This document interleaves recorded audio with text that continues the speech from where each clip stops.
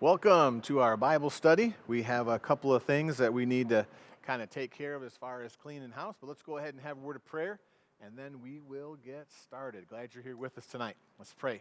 Lord, thank you for this opportunity to get together to learn how to study your word. I ask that it be profitable, or that it would be helpful, and I ask that you would continue to give us wisdom in knowing how to fix some of the different struggles with trying to do this over live stream. Lord, we also pray for our leaders. Lord, that you'd give them wisdom as they take the country through this difficult time. Lord, I ask you to give them wisdom. Lord, I pray for the Christians that have an opportunity to shine brightly for you, that we would not miss this opportunity. Lord, thank you for your will being revealed. We love you. Thanks for loving us. In Christ's name, amen. All right, well, like I said, a couple of things that we wanted to try to address right before we get started here this evening. First off, wanted to let you know what notes you'll need for tonight. So if we'll put that up on the screen, you'll need the study notes both for week 2, because we're going to finish Apocalyptic and Epistles tonight from week 2, and then week 2A. And we're going to start that tonight, which is also available. And those two different areas are available, mypbc.org, as well as texting 813-951-4896. And we can help get those things to you. Okay, so again, week 2 and week 2A. All right, now some other housekeeping things. Wanted to let you know that we are aware that there are some things as far as our live streaming that have been a distraction for many of you, if not all of you. Some of those things have been the choice of music. And some people kind of got a little distracted with the music that came on. Some say that their streams got muted when the music came on. And so we're going to try to change that this week so that we have music that won't cause any muting or causing any issues there. But also I wanted to let you know about the delay that's happening. Okay, there are different ways that you can get this stream. You can get it on YouTube at MyPBC Riverview, and it's live there on YouTube. You can get it at mypbc.org/livestream. And you can also get it on Facebook Live, on our Facebook page. But here's the thing about all those three different areas. If you are going to mypbc.org, you're going to have about a 5 to 7 second delay, which is not really that bad. But if you're going on YouTube, you're going to have about a 15 to 20 second delay, which is a little bit worse. And if you're on Facebook Live, you're actually going to be getting this tomorrow. It's not quite that bad. I think it's about 2 minutes, so it's quite a long delay. And so if you are frustrated that your questions aren't getting through or something along those lines, it might be because you're on Facebook Live and you're just that far behind. And so we are going to have a couple of interactive times today when we'll give you some time to kind of work on some of the things that we're doing. But just remember that about the Facebook delay and the different thing. And then the other thing that we're going to do starting tonight is you can submit a question at any time. And what we'll do is we'll try to reserve time at the end of our time together for us to do those questions all at one time. And I'll try to put you in the place so that you can, or put you in the mindset so that you can all kind of help out in understanding what that question is about. The other thing that I wanted to point out is from eSword. Now, there were some folks that had some questions about some of the different commentaries and some of the different things are available. So if we could put the eSword up on the screen, I just wanted to point out that here in eSword, you'll see this is my Bibles tab right here. And as you can see, there are numerous Bibles on here. You don't have to get all of these Bibles. I basically am your typical Baptist. Anything that's free, I get it, and I put it on there. But that has all of the different Bibles. Over here on the commentaries, you have a number of different commentaries that we pointed out. And the ones that I pointed out the other night are the ones that are free on other places on the web that you can find. Ones like John Gill, ones like Adam Clark, like Matthew Henry, like Alexander McLaren, like Albert Barnes. Those different things are available on the web. That's why I was pointing them out. And then down here on the dictionaries, I wanted you to see all of the different dictionaries that are there. These are all available on eSword, and I believe the majority of these are also available on the web. And Brown Driver Briggs is for Hebrew definition. That's a very, very in-depth study of Hebrew words. Not everybody would be interested in that. Hitchcock is just a collection of different Bible names that helps with pronunciations. This is the International Standard Bible Encyclopedia, which I believe is also available online, that you can get that. This right here is the King James Concordance, and what's nice about that is it gives you in English the different ways that different words are used in their original form. So in other words, you're not just looking up the word love, you're looking up agape, and it tells you all the different ways that it's used in the Bible. Naves is a topical textbook that is good for doing different topical studies. You have Robinson's Morphological Analysis Codes. That is for understanding the different tenses of the Greek. So if you want to dive in deep, you've got the scuba gear on, you really want to jump in, that's good for that. And then, of course, Strong's. I think we're all familiar with Strong. Smith is another Bible dictionary. It just has a lot of different topics. Thayer's is a New Testament Greek definition. It's kind of like Brown Driver Biggs. It's a little bit more detailed maybe than just the basic Strong's. Eason's is a Bible dictionary. Hawker's is another concordance, just a different concordance, some different things that are available there. Now, the reason why we are showing all of these in eSword is basically because these are all free and this is the easiest way to go. Again, these might be available in other things, but that's what we wanted to have out there for you, okay? So those are some of the different things that are available. We're going to continue on with our week 2 notes, going to our apocalyptic literature. Our apocalyptic literature is the next one that we're going to be looking at, and that comes from the Greek word apokalypos. And the apokalypos, that basically means to take off the cover, that is to reveal. So the difference between apocalyptic and prophecy is apocalyptic is actually probably what most of us think when we think of, I'm going to read prophecy, I'm going to read parts of Daniel, or I'm going to read parts of Matthew, or Revelation is all apocalyptic. And it's a very, very difficult genre to understand. We will take some time to look into it later on, but I want to give you some basic things here, okay? There's some pretty common ingredients for this apocalyptic, and I put it right there for you. It's a person who sees or reports a vision. It's often brought by an angel. There's heavy symbolism in apocalyptic literature, and there's always a future deliverance. And the reason we're not spending a lot of time on this right now is because we are going to come back to it, but I wanted to give you some of the basic problems that we have. This is probably the genre that most people are interested in. If we were to have a Wednesday night Bible study and say we're going to study in Revelation, we have a lot more people that show up just because they know Revelation talks about the horses and the things coming out of the pit that's where the fire burns forever and ever and all that. And so they're very interested in that, but there's also a lot of terrible teaching when it comes to apocalyptic literature. And so what are some of the common mistakes? Trying to pull back the veil more than God has allowed. In other words, I've talked to people that are like, hey, I've been reading in Revelation. I'm pretty sure I know what year the Lord's going to come back. No, you're not. And it's a bad thing to try to figure that out because nobody can set the date. And I've even heard people say, well, maybe you can't set the day, but you can know the month, or you can't know the hour, but you can know the day. No. The purpose of that teaching is that you can't know when he's coming back, and that's not why it's put in there, okay? And another problem that we often make with apocalyptic literature is we don't use the text to interpret the text, and we mistake symbols for actuality. I remember when the big thing was to get Christian tattoos, and this is not going to become a debate over whether tattoos are appropriate or not, but I remember one of the early things that the proponents for the tattoos brought out was talking about when Jesus Christ himself is tattooed, and it tells us that in Revelation. And again, it's symbolism, heavy symbolism. It doesn't mean that Jesus Christ is actually tattooed on his thigh and he's going to be pulling his robe back for all of us to see his thigh. That's not the picture that Revelation is trying to present. I hope you understand that. And so we often will try to do that. And oftentimes in apocalyptic literature, we'll forget to read things theologically.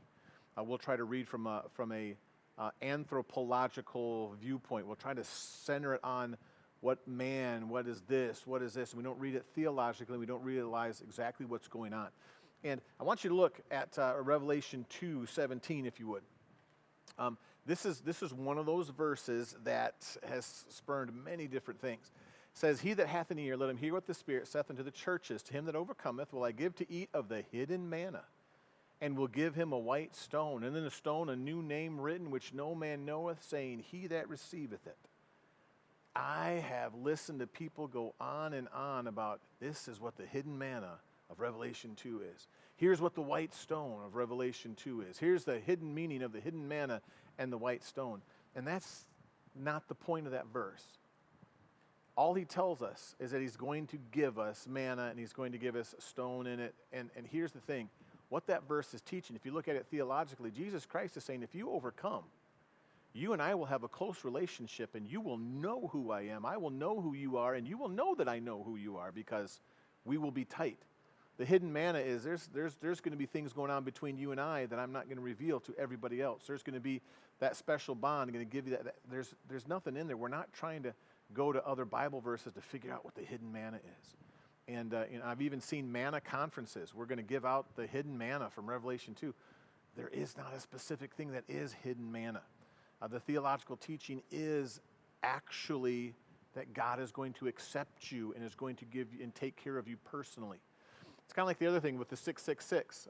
The theology of that verse is not to stay away from, I know that in hymn books, some people don't like to have a hymn that's 666. We shouldn't have that many hymns. We shouldn't have that number. That's superstition. The teaching is that the Antichrist is man, the number of man, 6 times, 3 times a man. He's all man. Once, twice, 3 times a man is what he's saying. Not that we have to stay away from 6s and you shouldn't have anything that has 6s on it. That's just kind of crazy, okay? So if you have any questions on apocalyptic literature, you can send those in. We're going to continue on to look at our next one, the epistle, which is the majority, all of the letters. It's kind of sad that they're called epistles because when we look at an epistle, we kind of get intimidated and we think, how do I study an epistle? Well, an epistle is just a fancy word for a letter. That's all it is. And you've heard the joke, the epistles are the wives of the apostles. But you have to understand that an epistle is simply a letter, and there's some basic things about that. Let's look at it. Most are occasional. What does occasional mean? It doesn't mean that they were written every once in a while. It means they were written for a specific occasion. All right? Now that we're doing all the digital stuff, we don't get as many letters, but in the letters that we do get are occasional. They are sent to us for an occasion. Vote for this person. Happy birthday, or whatever. And they're sent for a purpose, and that's what the epistles are. Okay? And when we look into epistles and we study epistles, we have to think task-oriented. Okay, what is the epistle? Well, what was the letter written for? What is the author trying to accomplish? And a lot of times the author just says, hey, I'm writing you this because of this reason. And we have to keep that in mind as we read it, because there are some portions of epistles that just get wrenched right out of context and used for something other than really what they're intended for. Okay? So, things to remember. A few things here before we get into week 2A. When you're studying epistles, you want to try to sit down and read it in one sitting. That's very important. And just about all the epistles you can, pretty easily. Okay? And you have to, again, try to read it in paragraphs. The verse setting is very easy to help find specific verses when we're looking through the Bible, but it really does hurt when you're reading a letter. You want to go back and do a paragraph. Again, go to Faith Life La Biblia, where you can set it up and click on paragraph. You can set up your reading program in eSword to be paragraph instead of verse written so that you can see it paragraph by paragraph. And here's something that's going to hurt a lot of you. It's going to upset you. But outlining is really helpful when studying epistles. You know that outlining that you hated doing in English class where you had to figure out what was the subject and object and all the rest of that stuff? Well, going back and outlining can really help you understand the purpose and the importance of the different things that are there. And some things are very difficult to outline. Paul has some sentences that go on for a good 2 to 3 months, and they're hard to outline, but it's worth it. So you want to stick with it. And then you keep asking and answering the different questions there that we put there. So those are the basic genres. Today we're going to jump into the historical narrative genre. So you have if you have any questions about letters, epistles, you can send those in. We'll answer those at the end. But if you pull out your notes for the historical narrative, we're going to kind of dive into the deep end now, and we're going to study historical narrative, and then, this is what you've all been waiting for, we're going to have homework. That's right. We're going to have homework that you'll be able to just spend all kinds of time studying. And so let's look at our second week. Do you have the notes in front of you or clicked around somewhere so we can look at it? Let's take a look at what we're going to do here. Remember, we're looking at 2 types or 2 things that are part of the narrative.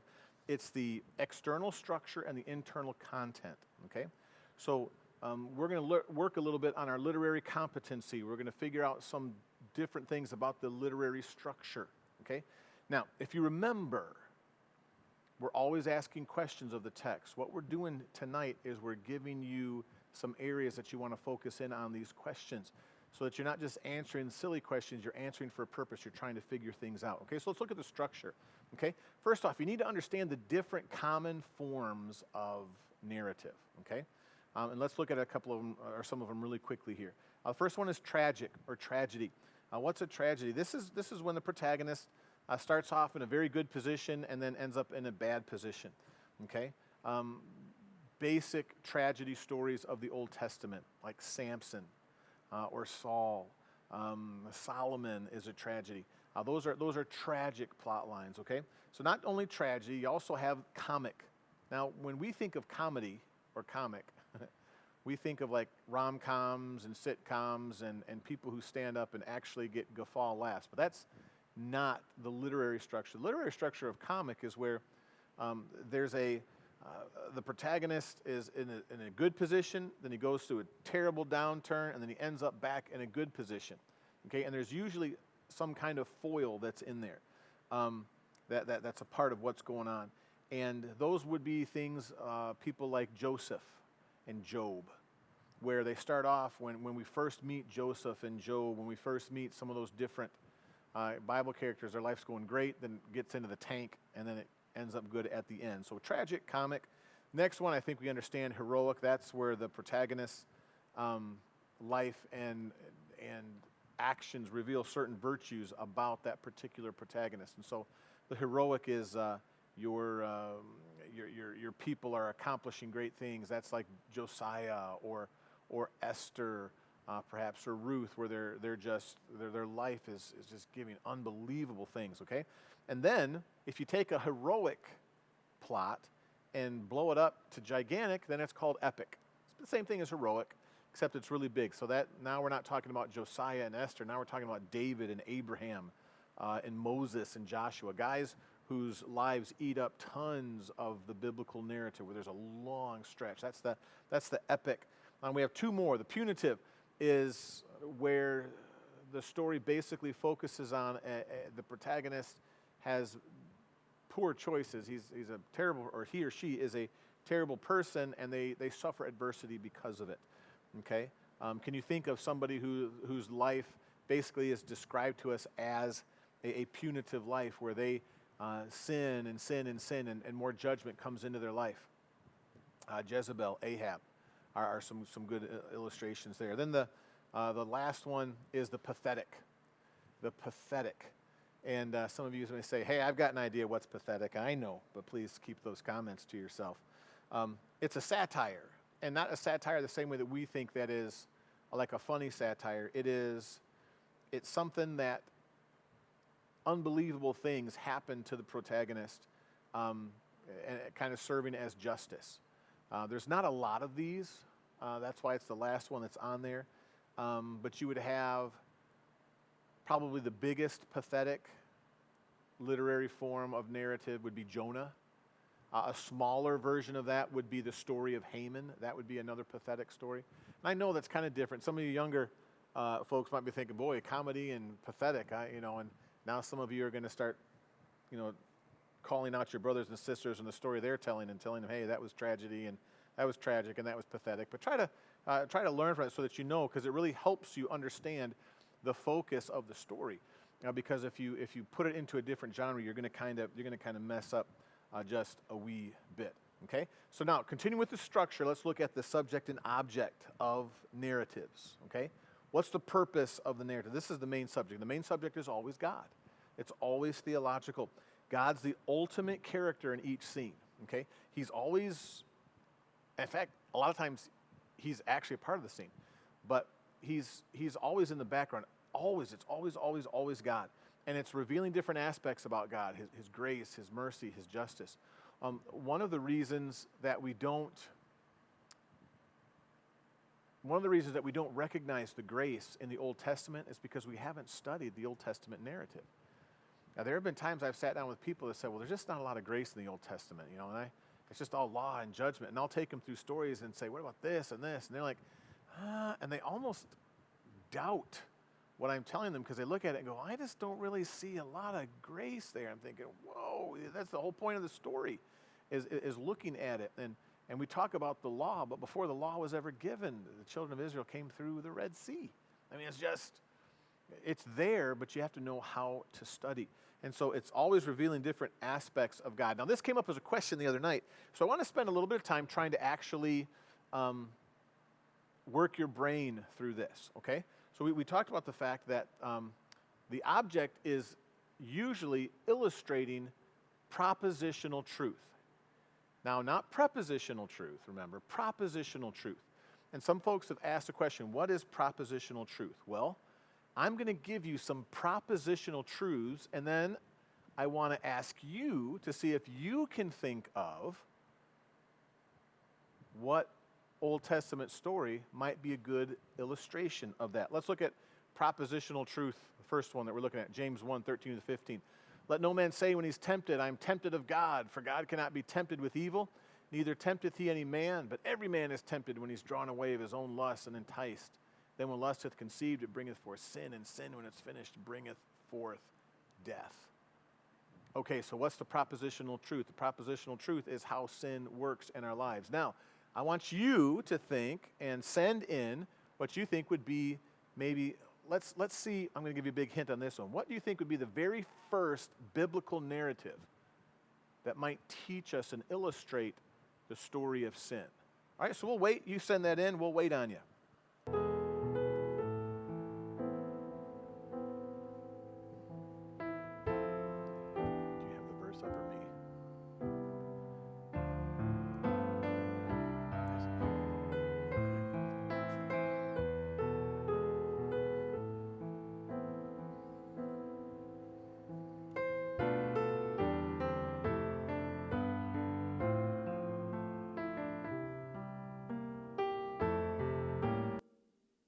We've got our first answer. Wow, that was pretty quick. They must not be on Facebook Live. Adam and Eve, absolutely.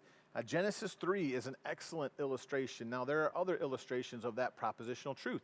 That's pretty simple. Now, let's look at the next one. You might be able to maybe see a little theme here. But look at this next propositional truth. Okay? Oh, there it is. Exodus 20:13. Thou shalt not kill. Can you think of any story that illustrates the fact that you shouldn't kill? I'll give you a hint. You don't have to look too far from the story of Adam and Eve in Genesis 3.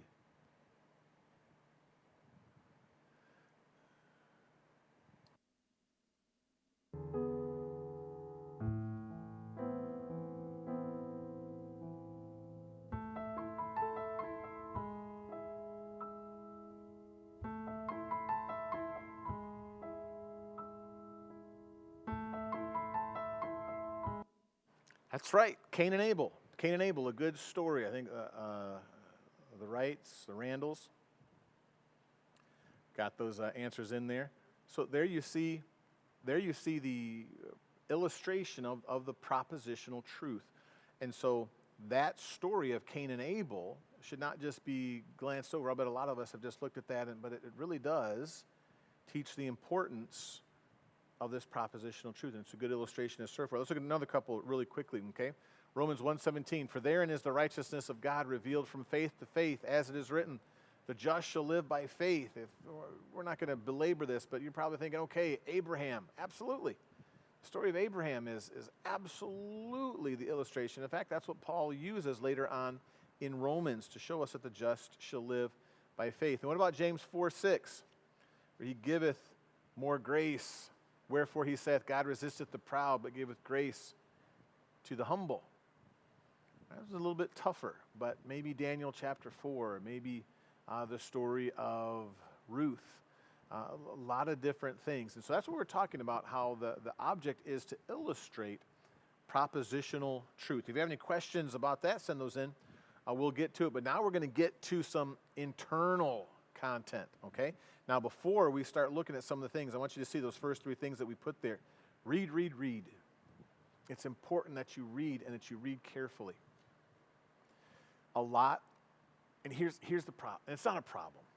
It's just, but a lot of us are familiar with Bible stories that aren't actually Bible. And depending on your age, your mind has been, I don't know if you want to say corrupted, or if it's just been like warped by different things. Like for instance, when I grew up, all of my Bible stories happened in front of me on a flannel graph. Moses and David and Joshua, they all wore a green and white striped robe. Everybody wore that. Even Jesus and some of the apostles, they all wore that. Green and white was very popular in Israel 3,500 years ago. And not just Israel, lots of places. And so a lot of times when I think, and I know this is a certain generation, you understand what I'm saying? A lot of people, when you think of a Bible story, you think of one, maybe two-dimensional characters on a flannel graph board. And flannel graph is great. It's good to hold the kids' attention, but as if the teacher was not a good storyteller and got your imagination going, you kind of missed out on a lot of the story. There's a certain age out there. There's an age group where VeggieTales has ruined Bible stories for you. You actually think that, Rack Shack and Benny did work at a chocolate bunny factory or something along those lines. And I remember when I was teaching Bible and asked, how did Esther become queen? I was surprised. Every kid knew that Esther became queen because she won a talent contest. That works for VeggieTales, but, well, I guess it kind of was a talent contest, but we won't get into that right now, okay? Because it really wasn't a talent contest. But you have to get rid of whatever it was. And you have to understand, okay? When the biblical narratives were written, it was the leading technology. Nowadays, when we watch television, there's computer-generated images, and they can take somebody's face and either make them older or make them younger and just digitally remaster it. They can even put somebody else's face on another person's body. That is scary. I mean, they just do all kinds of stuff. And so we're used to watching things when we don't really have to think about it. But you have to understand, in Bible times, when a story was given, it was assumed that people were going to sit and think and imagine and engage their brain in allowing the Bible to paint pictures. And so many of us have turned it flat. So when you read, pay careful attention to what's going on and let your imagination out. Let your Holy Spirit guide your imagination into what's actually going on. Okay? So, and then you're asking those questions, and we put the basic, the who, what, where, when, why, how things in there, but we're giving you some of the questions that you're going to ask. What some of the things you're going to be asking who about, and what about, and why about, and all of those things. And you're going to have to be very careful. Listen, when the Bible gives attention to detail, don't just gloss over that. Don't just look at that. If it says, that it was this time of year, don't just go, oh, nice. Okay, so it was that time of year. There's a reason. I mean, if you're if you're reading a Bible story and it says it was in the winter months, you need to know what that means. Now, here in Florida, there aren't winter months. There's like 3 days in January, okay? So we don't understand what that means. Where I grew up in Michigan, back before all the glaciers melted and the polar bears died, winter months meant shoveling. Winter months meant cold. Winter months meant not wanting to sit by the window because we didn't have all the rest. I mean, there were certain things that just popped into your mind in winter months. And in the Bible, that was that way too. When people put things in there, when they did that, they weren't just saying to try to get you to fill an extra line so they could turn in their report and have all 500 words. They want you to know why. So pay a close attention to details, okay? Now let's look at some things. Let's look at the structure. First of all, let's look at, I've got things out of order here. I thought I looked at it, and something is,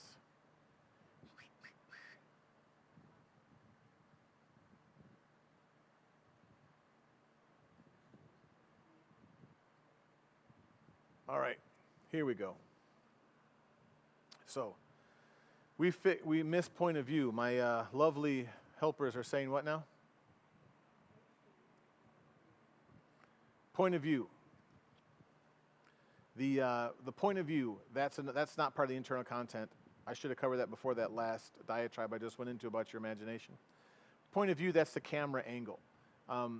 There's a reason why there's a certain point of view. There's a reason why Job starts out in heaven. It gives us the point of view. We need to understand it from that particular point of view. You don't want to just mold things into the same. That's why there's a difference between Samuel and Chronicles. If Samuel is, it's not that there's some people will use the differences in the stories to say, hey, the Bible doesn't agree. No, it's a different story. Think of it this way. If you're going to tell a story on the Civil War and your focus on the Civil War is to focus on technology that was developed for warfare, okay? There's going to be certain parts of the Civil War that you're going to focus in on, other parts that you're going to ignore. Whereas if you're going to focus, if your point of view, if your camera angle, if your focus is on how the Civil War broke families apart, you're going to tell a different story, and the stories may not really intersect a lot because of the point of view. And so you want to understand that point of view, and that's where we got off there. I got ahead of myself, and now I think I've caught up. So we'll go on to the structure, okay? So structure, we're looking at the plot, and you want to remember the different plot levels of the Old Testament. And what are the different plot levels? We have them there in your notes. There's the whole scope, the whole plot of redemption. That's the high-level plot. The next one down is the special role of Israel in redemption, and the special role of Israel as part of God's plan. And then underneath that, you have the individual stories. But those individual stories need to be understood in the concept of the entire book. You know, we talked about the pathetic plot of Haman. His plot is pathetic, but it's inside of Esther's plot. So you need to understand it in the plot of Esther. You can't take Haman outside of Esther. You need to understand the whole book altogether. Now, sometimes that gets difficult because there will be stories in Isaiah, and it'll go from narrative back to prophecy, back to narrative. Sometimes in Jeremiah, it will go from same thing, from narrative to prophecy, sometimes to poetry. It'll flip back and forth. Daniel goes from narrative to apocalyptic. And so you can't necessarily study the whole book as one particular genre, but you have to understand that the plot is very, very important. You have to understand what's happening. And we know that by genres already. When you come in, if you come in and your family's watching a movie, or they're watching a TV show, or something's going on, you come in late, you sit down. Usually if you come in late and you sit down, what's the first thing you do? So you ask, okay, what's happening? What's going on?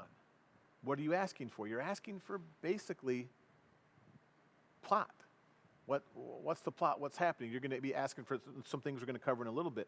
You're going to be asking about the conflict, about the characterization, about what's going on, and people are going to be filling you in on those things, okay? And the meaning, and this is so very important, the meaning, the purpose of the narrative is found in the plot.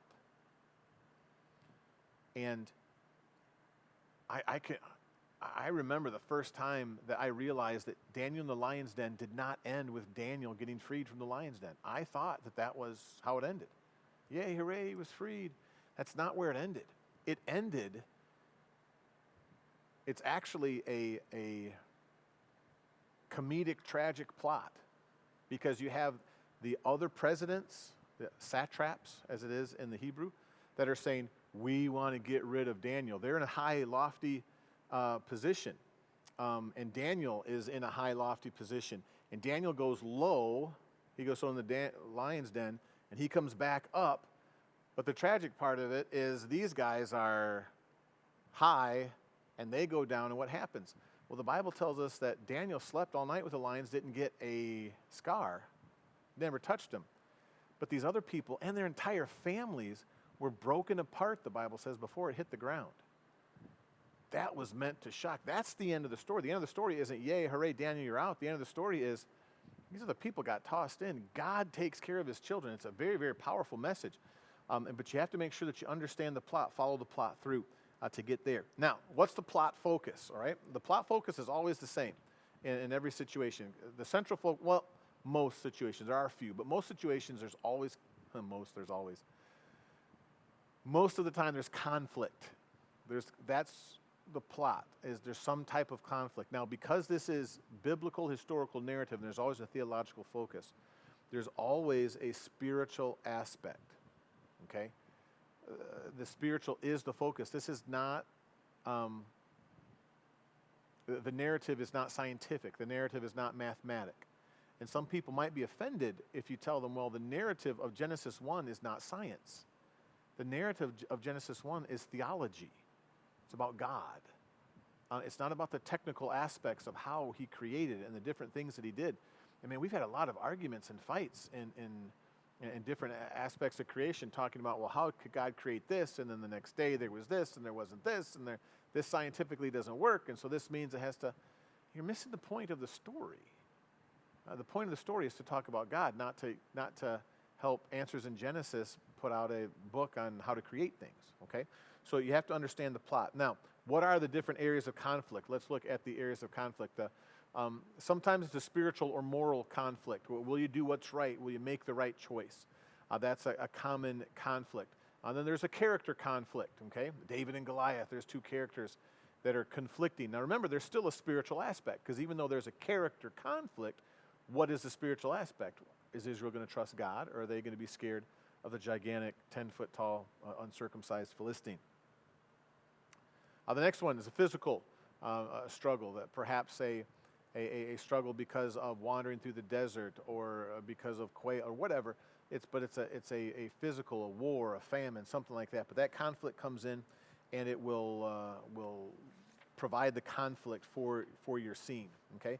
Now, next thing that we want to look at is our physical setting. Okay.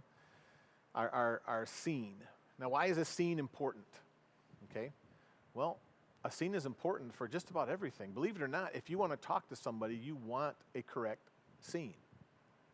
I mean, if you want your kids' attention, you tell them to put the phone down, right? You turn off the television. Most guys, when they want to ask their girlfriends to marry them, they want a romantic scene to be set. They don't want to finish off a Coke bottle, belch, and then throw a ring at them and say, "What do you think?" That might be a good Super Bowl commercial, but probably not good scene for a romantic question like, "Will you marry me?"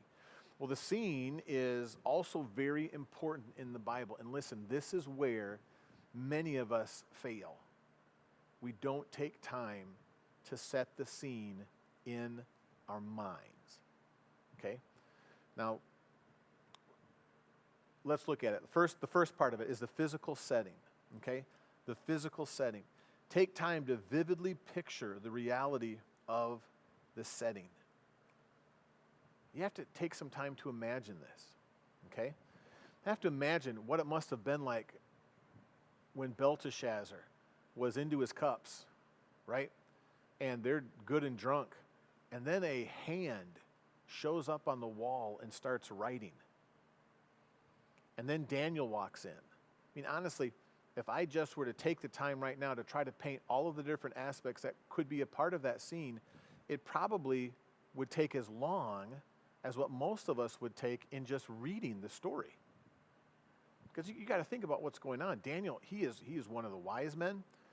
What's going to be going on? What's Belteshazzar going to be doing? You know, this is an ancient time. You realize that they were very, very superstitious, okay? And they've been drinking for a while, and they're good and drunk, and then this hand shows up and writes on a wall. Now, we've read the story, but what would you do? Most of us read that, and we don't get any emotion. We don't get any feeling. We just go, hand writes on the wall, meanie, meanie, tickle, you farson, and then that's it. And maybe somebody laughs at how you said you farson, okay, or tickle. But it's not, there's no time where they take and imagine about what must have happened. I mean, think about it. We don't know how big the hand was. We don't know if it was an ethereal hand or if it was like a flesh and blood hand that showed up. But it could be seen, and then it wrote on the wall. How does a hand write on a wall? I don't know. I've always pictured that it's actually like carving into the side of the wall these words. And we don't know how fast it went. It wasn't like typing into a text message he was sending to his BFF. It's writing in there. And think of how it would have been like when Daniel walks in. I mean, there were probably a lot of people who got a little weak in their knees, got a little loose in their bowels, as they say. There are probably a few folks that got pretty scared. And then Daniel comes in, and they're all waiting for this super popular, well-known, educated wise man to tell us. And the wise man comes in, and what does he do? He says, you're all going to die. Have a good night. That was an intense, intense scene. And the physical setting, many times we just kind of zip right past it. We just go, okay, here's this. Israel is on this side of the valley. Philistines on this side of the valley. Goliath comes in and starts yelling and curses and things like that. David comes in, throws a rock at him, and then Sunday school's over. And we don't take time to think about that this was a very bloody scene and the different things that were going on. So you've got to vividly picture the physical setting. The next one, not just the physical setting, you got to take time to look at the chronological setting. What do I mean by chronological setting? You have to understand when this is happening, okay? Is this happening before Israel is a nation? Is this happening before Israel has kings? Is this happening when they have kings? Is this happening before they're in exile, while they're in exile, after they're in exile? When is all of this stuff happening? When is all this stuff going on? You have to take time to figure out when the story is being told, okay? And we understand that. And see, when we watch a movie, there's a lot of things that give us those clues. If we're watching a movie and it's about the 1920s, we understand it's old time because we see the old cars, we see the old hats, we see people, dressed super old-fashioned and things like that. And we understand it right away. And if we have that setting, that chronological time of what is going on and what is happening, and we pick up on that. So not just physical and chronological. The last one, and this is the one that you need the commentary for, because there's no real way to pick this up without somebody else studying it and getting it to you, unless you're a historian and an anthropologist and a geologist and all the rest of that stuff. It's the cultural setting. Cultural setting. Why is the cultural setting important? Cultural setting is important because there are certain things about certain cultures that we don't understand. And things that we just look at and say, okay, all right, what's going on there, and we just pass on. If you look at some of the parables are short narratives, right? Remember Jesus' parable in Luke 11 when he said there was a guy who went over to his neighbor's house and said, hey, I've had some friends show up, and I need some bread. Give me some bread. And his neighbor said, hey, I can't. My kids are all in bed with me. You have to take a second to understand what's going on there. You have to think about the culture. Well, first of all, you have the cultural aspect of hospitality. When somebody shows up, you are duty bound. You have to. This is an honor thing. This is a huge deal. This isn't just, I ran out of sandwich bread and I want to make them. No, this is hugely important. And also you have to understand why the person is saying, no, I'm not going to give you any bread, because in that culture, house is one room. You baked in the room, you slept in the room, and what he's saying is we've all gone to bed. If I'm going to go in there and crank up the kitchen, I'm going to wake up the whole house. And it's not just this guy is weird and he has his kids sleep in bed with him, which, by the way, I don't recommend. Our kids like to come in and say, Daddy, I'm scared. Mom, I'm scared. And they'd crawl into bed, and pretty soon they'd be kicking, and Day and I would be on the floor, and we'd have one kid that would have the king bed to themselves. And so, I digress, but I say throw them out, let them sleep in the garage if they're scared, lock the door tight, and let them out when they're good. But we'll have a parenting seminar after the Bible study. How about that one, okay? So we're going to go on, not just the scene, we're going to go on to the characterization, okay? We're going to look at this characterization. Now, the characterization is how the characters are set out, and you have to stop and think about what the Bible reveals about a character. Not what your Sunday school teacher said about a character, not what VeggieTales said about character, not what Nest Entertainment said about a character. But you have to take the time to study it, to look at it and say, okay, so how is it going to be characterized? Well, there's going to be descriptive labels. What are descriptive labels? There was a widow of Zarephath. Widow is a descriptive label. We know something about a widow, okay? And you have to look at the cultural setting to see what does that mean. It doesn't just mean that she was single. It meant that also that she was very likely very poor, okay? And so there are descriptive labels that say, hey, they're a widow, there was a poor, there was a leper, there was a wealthy individual, or it may say they were old or something like that, or a king. But they give you a descriptive label, and we pick up on that and pick that out pretty easily. Now, the next one is direct statements. These are things that the Old Testament says that tell us about the person. One of my favorite ones is the certain lewd fellows of the baser sort. Oh, my sister has called my brother and I that many times in our life. But that's a direct statement, a certain lewd fellow of the baser sort. There's another a classic Bible example of a person that's a man of Belial. Okay, that means they're not a good person, but it's a descriptive. But also say a man after God's own heart, or maybe a foolish person, or a wise person, or something like that. Or it'll say something direct like his heart displeased him, or his heart smote him, or something along those lines. It'll make a very direct statement. And that's painting the character. And we have to take the time to imagine and put that character together like that. But then there's also the third kind that we'll look at here really quickly is indirect. What's indirect? Indirect is when the indirect revelations are when different words and actions reveal things about the character, but it's not said specifically about a character. We just see the way that they're acting, that they're a bad person, okay? And sometimes you have to study, you have to look into the different words, because like Jonadab and Amnon had a friend, and Jonadab was a very subtle man. That word subtle means something to us. It's a little bit different in the Hebrew, but as you continue reading and you see what Jonadab does, is Jonadab actually tells Amnon how he can put this plan together so he can attack his sister. That's revealing the kind of person that Jonadab is. Not a good person. Not a good person at all. Absalom, when Absalom comes on the scene, it talks about how good looking he was, how heavy his hair was, and those kinds of things. And that's not meant to make us think, oh wow, he must be a good person, because that's the way American movies are. Have you ever noticed that? All the heroes are usually beautiful and all the villains are ugly. That's what's neat about the BBC is everybody's ugly. It's hard to tell who's the villain and who's the hero, right?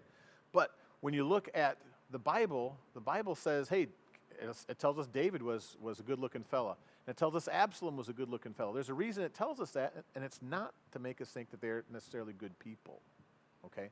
It's a characterization, and Absalom's choices and Absalom's actions kind of reveal the character about him, okay? And the last thing before we give you your homework is you want to pay close attention to initial dialogue. It's called the law of first reveal or whatever. You want to do that. Now let me give you your homework, and then we'll have any questions. Do we have any questions that popped in? Okay, we do have a few questions, so we'll come back to those. But let me give you your homework here in just a second. What we're going to do between now and this next Wednesday is we are going to study the narrative of Ruth. You can read Ruth in one sitting. I know you've heard the story of Ruth, so you're going to have to get past some hurdles, but I want you to go back and we're going to study Ruth, and we're going to see if we can put some of these different things together. And again, remember, you need that notebook. Write these things down.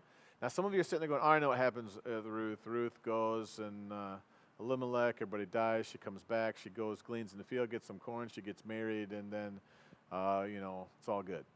Actually take time. There are things about that story that have been very confusing and disturbing to some people, because they look at it and go, okay, why, we hold up Naomi as being a wonderful person, and if you're named Naomi, please, bless your heart. I'm not trying to pick on you, but if you study the book of Ruth, you're going to see that Naomi maybe is not who you want your grandchild to be named after. Okay, and it's going to be revealed as the indirect characterization about her actions and the different things that she does. So we're going to study Ruth. We'll come back, and I will try to get the study sheet, try to give you some answers or some questions to maybe work on, hopefully by Monday or Tuesday, at the latest by Wednesday night, because that's when we're going to study it when we come back here. Okay, so let's take some time to answer some questions. My lovely assistants did tell me that we had at least one question, I think. So what are those questions, please, lovely assistants?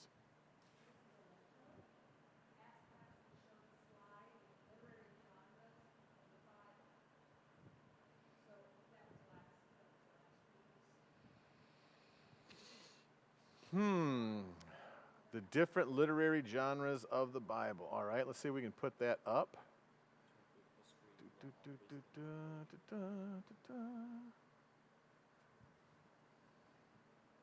Here they are. Let's put them up there.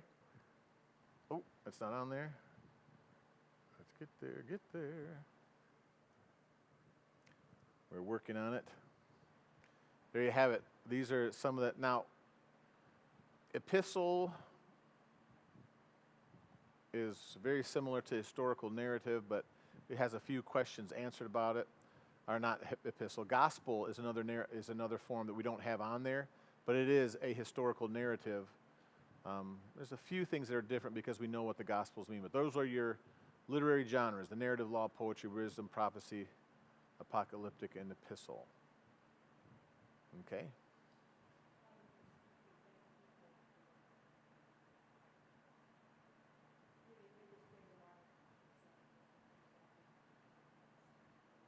Okay, so a lot of you were still answering the questions, even though we had answered them and gone on. They jumped in and you got some of the propositional truths. You laid those out there, and that's good. And that's a good thing to do to participate, not just sit there, waste your life.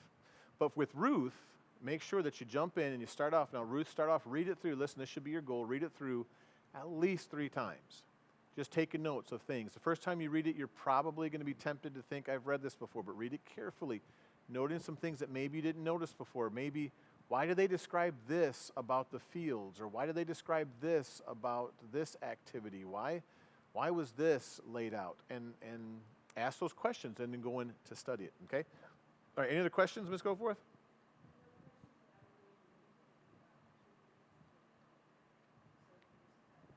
All right, so if you still have some questions and maybe you're behind because of Facebook or whatever delay, we're going to let just time go a little bit. This is the end. If you have a question, send it in. We'll still be monitoring. We'll leave the live stream up with these different historical narratives on. We'll let the music play for a little bit to give anybody else that would like to ask a question to ask a question.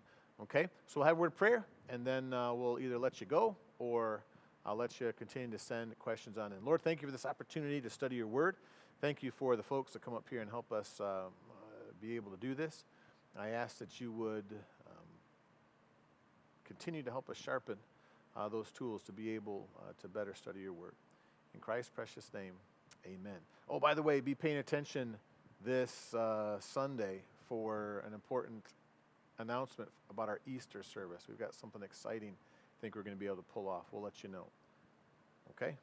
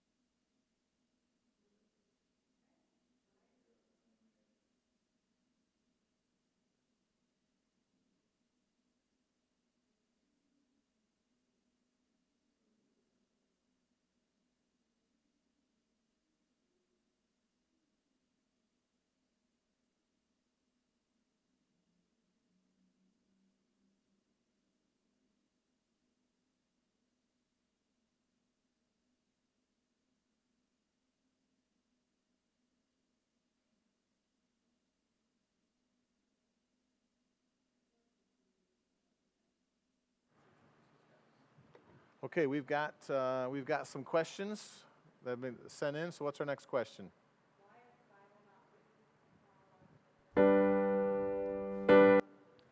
Why is the Bible not written in chronological order? Well, not exactly sure what you're asking there. The best answer would be that the Bible was written to tell a story. Our Western mindset thinks that the best way to tell a story is chronological order, because that's just the way we've always learned. You start here, you end here. And that's probably part of the reason why we have things organized that way.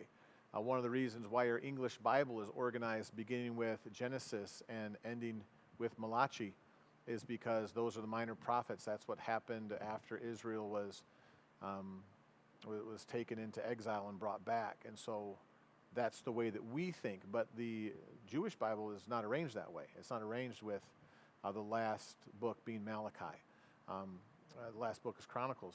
So it's not it's not the same method of thinking. So part of it is because of our cultural thinking that it has to be chronological to be correct. The Bible's written to tell a story, to reveal who God is to us. Now the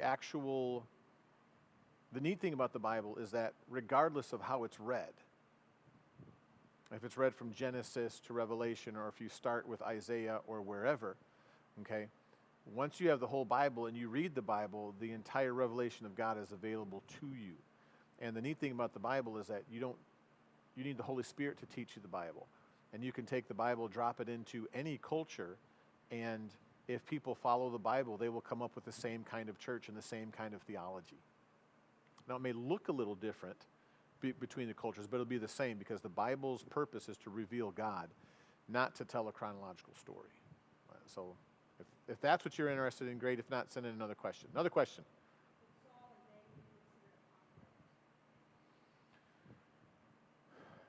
Would Saul and David be considered a conflict? That would definitely be a conflict for David. It would be Saul has his story, David has his story, where they interact. But that definitely would be considered a conflict between those two. David also has a conflict of whether or not he's going to protect himself, or whether or not he's going to let God protect him. Saul's conflict was also with whether or not he was going to repent of his sin and follow God, or try to hide his sin and try to stay king. And so there's numerous other conflicts within that, but yeah, Saul and David would be a conflict. Good question. Any other questions? No questions right now. We'll still wait a couple minutes. If you're still behind a little bit, want to ask some, we'll give you some easy listening music, and we'll wait.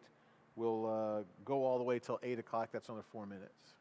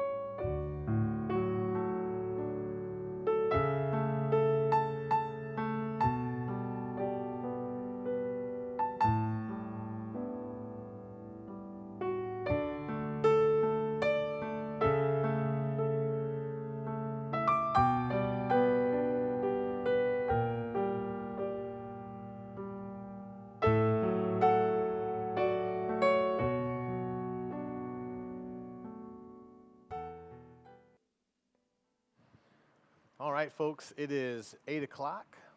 We have not received any more questions. And if you get this after the 8 o'clock time and you still have one, go ahead and send it in. You can just text that straight to me at 951-3133 or email that to me at dgoforth@mypbc.org. Or you can text it to my wife at 951-4896. And I would love to answer those questions. Thanks for tuning in. We'll see you Sunday morning at 9:30 for our Sunday morning service. Don't forget, we'll have an exciting announcement for you about Easter. And I think you're going to be excited about what the Lord's going to do. So we'll see you then. Take care.